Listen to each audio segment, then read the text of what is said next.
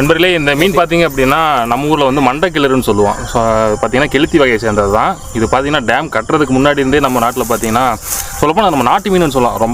ரொம்ப காலத்துக்கு முன்னாடி இருந்தே நம்ம நாட்டில் இது வந்து ரொம்ப நாளாக இருக்குது. பார்த்தீங்கன்னா கிடைக்கிறது ரொம்ப ரீசெண்டாக பார்த்தீங்கன்னா நம்ம மாத்துல தண்ணி வந்து சுத்தமாக வத்திருச்சு.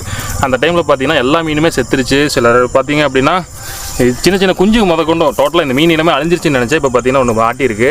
ரொம்பவுமே ஹாப்பியாக இருக்குது இந்த மீனை பார்க்குறதுக்கு. இதை வந்து பத்திரமா நம்ம சுமன் புரோட்ட படைப்போம்.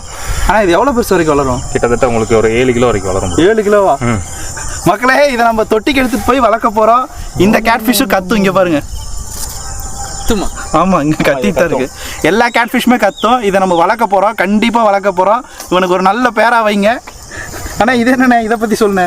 பஞ்சலா, சில இடத்துல கர்நாடிக் கார்ப்பும்பாங்க. அதுக்கு வந்து நிறைய டிஃப்ரென்ஸ் இருக்குது. நண்பர்களே, ரொம்பவே அட்வென்ச்சரான இந்த வீடியோ ஃபுல்லாக பார்க்க ஆசைப்பட்டா கீழே அம்புக்குறி காட்டுற இடத்த கிளிக் பண்ணி பாருங்கள். ரொம்ப சூப்பராக ஃபுல் வீடியோ எடுத்து போட்டிருக்கோம். வீடியோவை பார்த்துட்டு உங்கள் கருத்தை கமெண்ட்டில் மறக்காமல் சொல்லிட்டு போங்க நண்பர்களே.